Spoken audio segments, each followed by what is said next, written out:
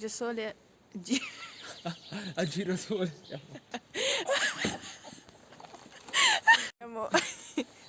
Siamo a Ceresole Reale, siamo venuti qui a farci un giro del lago perché il tempo comunque è molto molto nuvoloso Nebbioso. e quindi nebbioso, sì, e abbiamo pensato di approfittare di questo tempo per farci un giro nella nebbia, comunque godere di un paesaggio abbastanza diverso, perché non è carino ritrovarsi la nebbia in montagna, però fare un giro è molto carino. E poi ci piace che non ci sia nessuno in giro. Sì.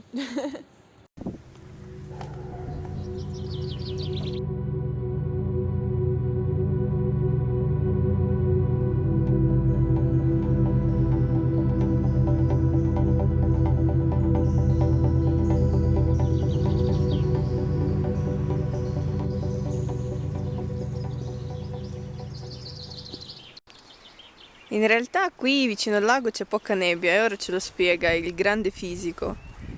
Io?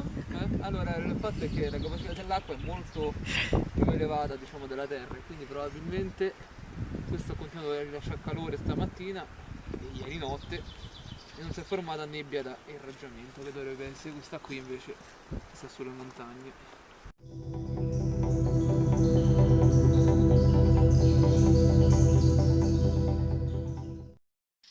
Ma allora è vero che l'acqua fresca di montagna fa crescere la barba?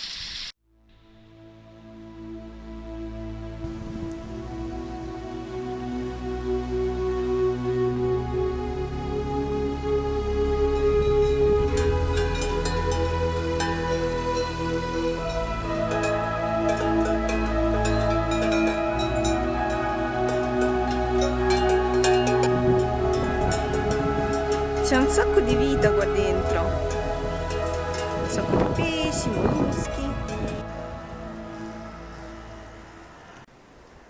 Ora saliamo su questa roccia per andare a mangiare sotto quell'albero. Che stai facendo? Wow!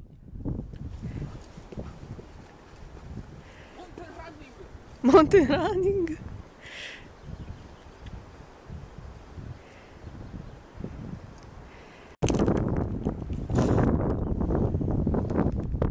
Panino con mocetta affumicata di un forno. Buonissimo.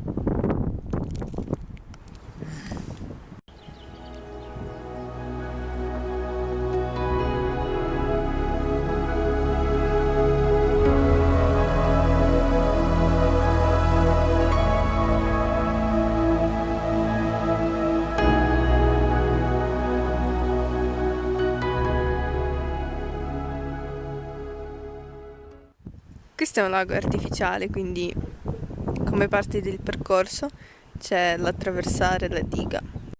Siamo sulla diga di Ceresole Reale. Ceresole è un nome antico, ecco, deriva dall'albero di Ceresiole, un albero che produce piccole ciliegie che crescevano, ecco qua. Mamma mia che freddo. Crescevano qua nei dintorni.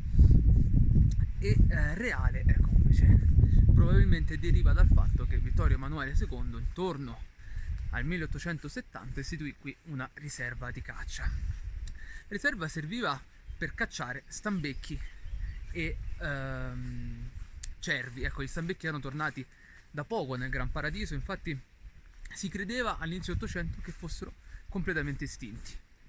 In realtà così non era, una piccola popolazione di stambecchi era sopravvissuta ai piedi del Gran Paradiso, quindi in Val Saverange stavano già, ecco, si sono riparati lì sotto il Gran Paradiso e sono riusciti a sopravvivere con l'estinzione. Un'estinzione causata dal fatto che si credeva che gli stambecchi avessero dei poteri magici, meglio, che le corna degli stambecchi, una volta polverizzate, fossero un rimedio contro l'impotenza maschile. E invece lì non so in che modo le corna di stambecco polverizzate possano influire su un fattore del genere, ma sicuramente non è la soluzione ottimale. E quindi ecco, per la stupidità dell'uomo ancora una volta si è rischiato di non poter vedere questo meraviglioso animale che è poi l'animale simbolo del Gran Paradiso.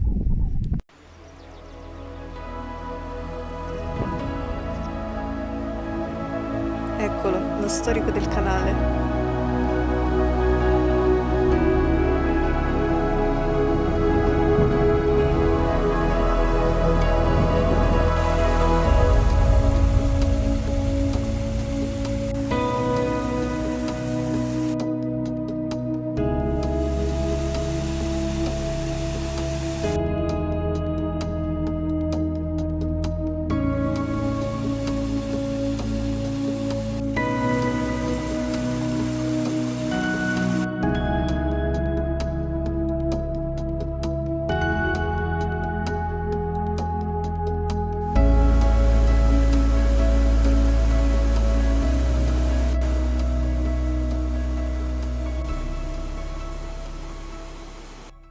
Siamo vicino alla seconda cascata, non so come si chiama, è quella dopo il lago di Dres. Beh, dipende da che lato si inizia il giro. Va bene, la cascata è quella più grande, bellissima. Ci siamo fermati qui. Matteo sta lì a leggere le informazioni e a finirsi il panino. Come? Cascata di Dres. Ma non era quell'altra la cascata di Dres? Ah, ok, allora questa più grande è la cascata di Dres. Apriamo sto sidro. Wow.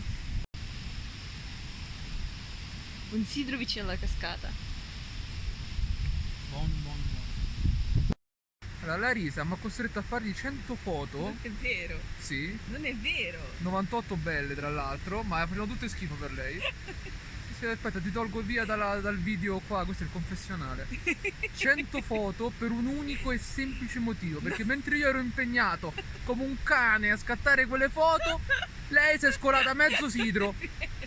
Non è vero, non fare così. Perché? Perché è una cosa Cosa? non bella.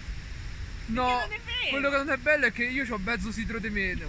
Questo non è bello. È la classica ucraina, no? Che devi fare, capito? C'è paura di fare la figura d'ambriacona, quindi no, non mi registrare cose così. Quello che sia è che mezzo sidro se n'è andato. Sì. Non è vero. E i guardie non ci stanno, non ti preoccupare, è mezzo sidro. Era solo bodo, non c'aveva niente di alcolico. Cioè poco, 5 gradi.